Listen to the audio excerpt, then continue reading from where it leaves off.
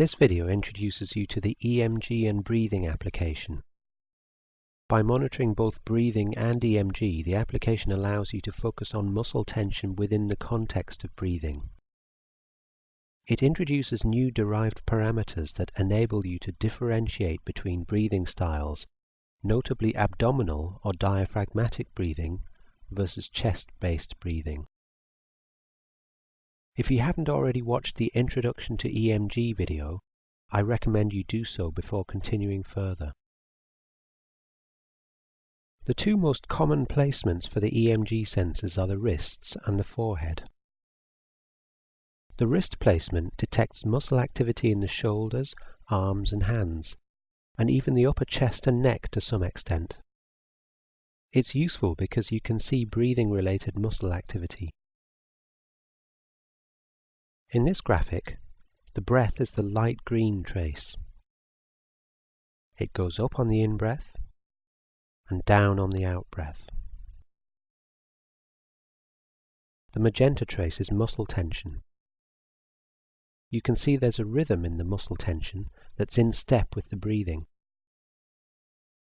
That's because it's an example of chest-based breathing. The shoulders and upper chest muscles are tightening on the inhalation, and this is being picked up by the sensors. This is an example of abdominal breathing. You can see the rhythm in the magenta EMG trace is much less pronounced. That's because this time the diaphragm is doing the main work, and it doesn't get detected by the wrist sensors. The forehead placement, which detects muscle tension in the whole head and face, can also be productively used with the EMG and breathing application. It's just that the muscle tension you're detecting isn't related to breathing.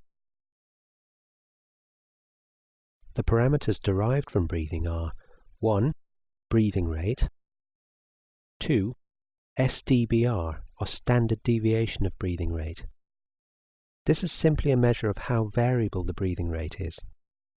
When the breathing is very steady and regular, the breathing rate is relatively constant and SDBR is low.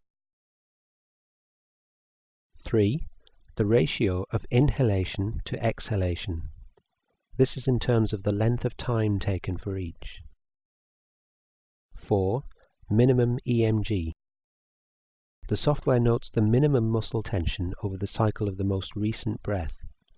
This is useful because it effectively filters out brief muscle movements, such as swallowing or small postural adjustments.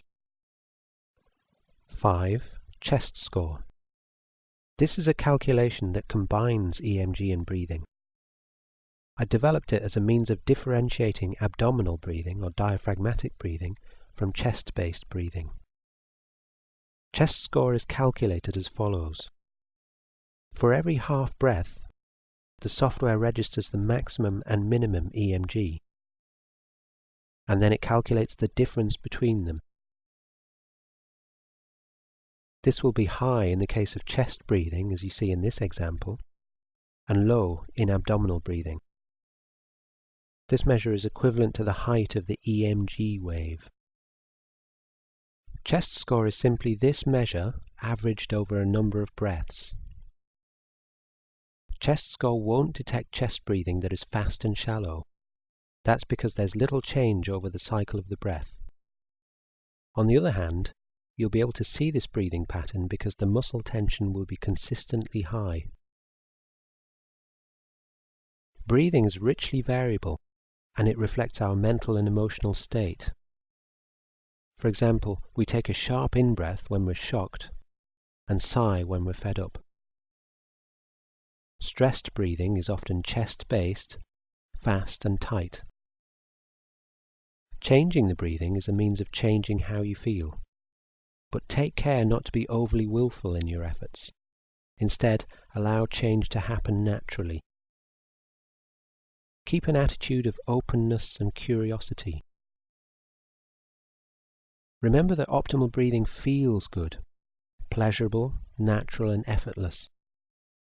Notice pleasurable sensations and then give them space to grow.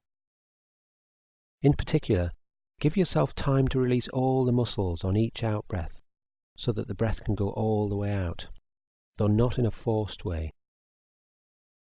Then imagine your body will draw the next breath right down into the belly. Feel the belly swelling out and the lower back stretching out. Allow the breath to be slow but gentle and subtle. Taking big deep breaths that fill the lungs right up is definitely not optimal breathing. In fact, it's a form of hyperventilation.